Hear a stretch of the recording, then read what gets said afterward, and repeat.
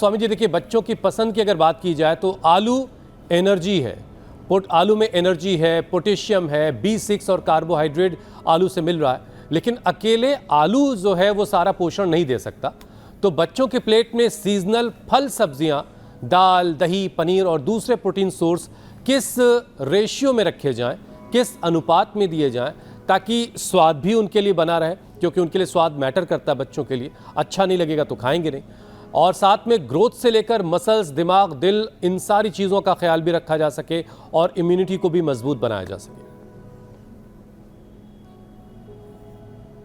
एकदम आपने ठीक कहा। तो एक तो ये सूर्य नमस्कार से लेकर के आसनों का जो आज क्रम चल रहा है, एक तो ये पूरा करना है सबको।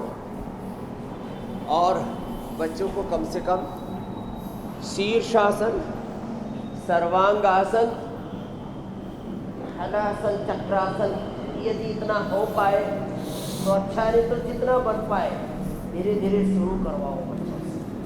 शीर्षासन, सर्वांगासन, हलासन, चक्रासन, ऐसे धीरे धीरे करके। और फिर ये पश्चिमोत्तानासन। आज पतंजलि रिसर्च फाउंडेशन में ही, PRF में ही, जहाँ एक तरफ 5000 कैमरों की भीड़ आती है, 5000 डॉक्टर्स, साइंटिस्ट, वैज्ञानिक मिलकर के फ्रंट लाइन पर तो लगभग 500 दिखते हैं, लेकिन उनके पीछे पूरा एक 5000 डॉक्टर्स, साइंटिस्टों की एक कतार है यहाँ से। और पीछे जहाँ यह हर्बल पार्क देख रहे हैं, पतंजलि औषधीय उद्यान आप देख रहे हैं, यहाँ 1000 से ज़्यादा जड़ी बूटियाँ, वनस्पतियाँ, और उनके सबके फिंगरप्रिंट भी हमने तैयार किए।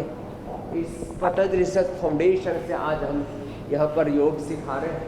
और बच्चों को योगाभ्यास के साथ साथ, जैसे आपने कहा, अलग अलग प्रदेशों में, उत्तर भारत, दक्षिण भारत, पूर्वोत्तर भारत, पश्चिम भारत में जहाँ जहाँ जो जो सीजनल साग सब्जियाँ मिलती हैं, और मैं कहता हूँ उसमें भी जो सस्ती मिलती हैं वो बहुत अच्छी होती है। महंगाई तो, महंगी चीज़ें तो उपलब्धता के आधार पर जहाँ जो चीज़ें बहुत कम मिलती हैं उनकी कीमत बढ़ जाती है।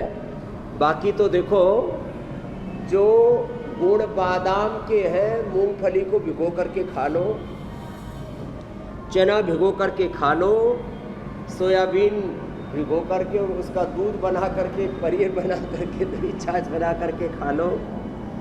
जो गुण बादाम के वही गुण मूंगफली के हैं, जो गुण सेव के हैं वही गुण केला और अमरूद के हैं। घर घर में अमरूद होता है, तो अमरूद हो या एप्पल हो, बादाम हो, आलमंड हो, या जो है पूरा मूंगफली, ग्राउंडनट हो।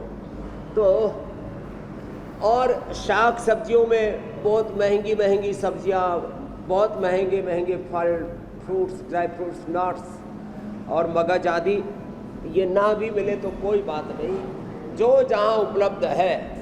और स्वाद तो देखो, चाइना के लोगों का स्वाद कोरिया, साउथ कोरिया के लोगों को, जापान के लोगों को देखेंगे, उनका अलग ही तरह का स्वाद, बचपन से जो खाते वही स्वाद डेवलप हो जाता है। कोई मिर्ची मसाले नहीं। आप जो कह रहे थे ना, स्वादिष्ट स्वाद तो जो बार बार खाते उसी में आने लगता है। यहाँ मैंने देखा दक्षिण भारत में अलग तरह की रेसिपी है, अफ्रीकन कंट्रीज में, मिडल ईस्ट में, यूरोप में अलग तरह की रेसिपीज है। तो ये तो जैसा खाते हैं उसी में स्वाद आने लगता है।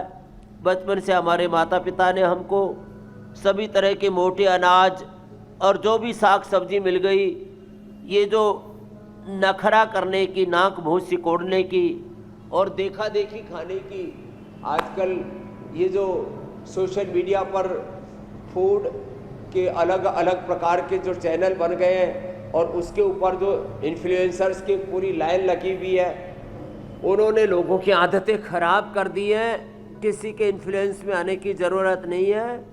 कुछ भी खाने से पहले सोचो कि इसका फूड एंड न्यूट्रिशन वैल्यू क्या है। बिल्कुल ठीक बात है। तो अपने बच्चों को बचपन से ही इस बात से अवगत कराना होगा कि कोई भी चीज़ खाने से पहले उसका न्यूट्रिशन वैल्यू क्या है। ये न्यूट्रिशन एजुकेशन बहुत ज़रूरी है मेरे भाई। अभी बिल्कुल बिल्कुल।